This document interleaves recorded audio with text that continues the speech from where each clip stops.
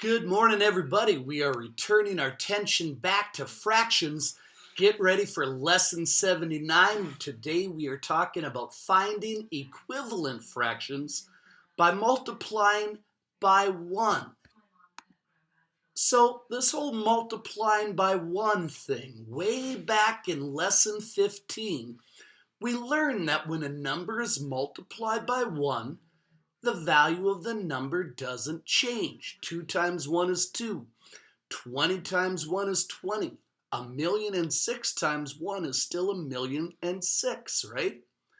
This property is called the identity property of multiplication. Identity is who you are or what something is. Multiply something by 1 and its identity does not change. And we can use this property to find equivalent fractions. So equivalent fractions are just different names for the same number or the same fraction. 1/2, 2/4, and 4/8 are all equivalent fractions. If you take a look here, the actual size of the shaded pieces does not change, right? To make equivalent fractions, we multiplied by a fraction equal to 1. When you multiply by 1, the identity does not change. When you multiply by the same numerator and same denominator. Here I multiplied by 2 halves. 2 halves is equal to 1, right? So 1/2 and 2/4 ended up being equivalent. Same thing over here when I multiplied again, 2/4 and 4/8. The identity really didn't change, just the name changed. So we're going to see some problems like this every day for the rest of the year. By what name for 1 should 3/4 be multiplied by to make 6/8? So don't get thrown off by this. This is how they're going to give you the little heads up. What name for 1? There they are trying to tell you they want you to multiply by a fraction with the same numerator and same denominator. So set these problems up horizontally, going across left to right, but leave yourself enough space to multiply by a fraction equal to 1. So they want us to change 3/4 into 6/8. What fraction equal to 1 are we going to need? 3/4 times what is going to give you 6/8? Well, we learned a while back ago, numerator times numerator, denominator times denominator. 3 times what is going to give me 6? Well, that sounds like 2, right? And if you're multiplying the numerator by 2 and they want a fraction equal to 1, 2 times 2 is equal to 8. So what fraction equal to 1 are they talking about? They are certainly talking about 2 halves, right? Not too tough so far. So again, make sure to set the problems up horizontally and leave yourself enough space to multiply by a fraction equal to 1. Here they're going to say, write a fraction equal to 2/3. So that's what they want us to start off with, right? 2/3. And they wanted to end up having a denominator of 12. So let's go and take a look right here. 2/3 times what number equal to 1? So once you have it set up like this, ask yourself, can I figure it out by looking at the numerator? 2 times what equals nothing? No, I cannot, but I can figure out using the denominator, right? 3 times what is going to give me 12. And hopefully you know that answer there is going to be 4. So if I have a denominator of 4, I know my numerator also has to be 4. 2 times 4 equals 8. 8/12 is the fraction that has a denominator of 12 and is equal to 2/3.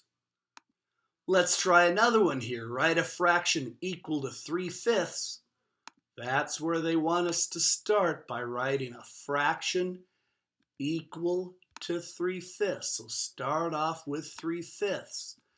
Leave yourself enough room in the middle to figure out what you are multiplying by. And it says they wanted this time to have a denominator of 15.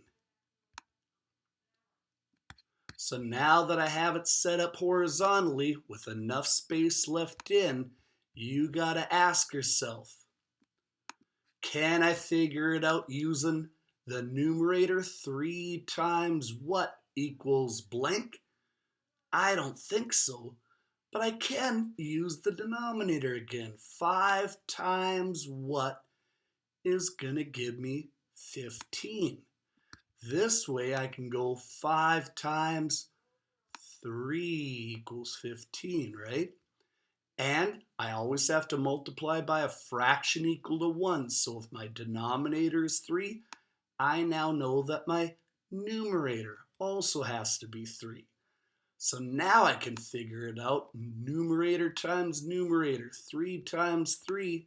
Hey, that's going to give me 9, right? So what fraction is equal to 3/5 that has a denominator of 15? Your answer is 9/15. Check out this one. Kind of a 3-parter. Write a fraction equal to 1/3. What do they want us to start off with? 1/3. That has a denominator of 12, just like I did. So I'm going to leave myself some space in the middle, and I'm going to put in a denominator of 12. I got to start off right now, leaving enough space in the middle, and wondering where I'm going to start. Can I go 1 times blank equals blank? Nope, but I can look at the denominator side and go 3 times what is going to give me 12. 3 times 4 would give me 12, right? So now that I know that, if my denominator is 4, my numerator also has to be 4. So 1 times 4 is going to give you 4. The second part they want. Now it says, then write a fraction equal to 1/4. So I'm going to start off by writing down 1/4. Leave some room for my magic fraction in the middle. And they also want this one to have a denominator of 12. Take a look. Am I starting with my numerator or starting with my denominator? I can't go 1 times blank equals blank. I better start down here with my denominator. 4 times what is going to get me 12? Well, that answer better be 3, right? And since I know the number in the middle has to be a fraction equal to 1, if I multiplied the denominator by 3, I also have to multiply the numerator by 3. 1 times 3, hey, that's 3. And then it says, what is the sum of the 2 fractions you made? Well, you made 4/12 and you also made 3/12, right? This is pretty easy now. Sum means we're going to go and add. What is 4/12 plus 3/12? That answer would be 7/12, right? I assure you, you're going to have 1 or 2 of these types of problems every day for months. So we better make our peace with it. Let's try one more again. Write a fraction equal to a half. Okay, so let's start off with a half.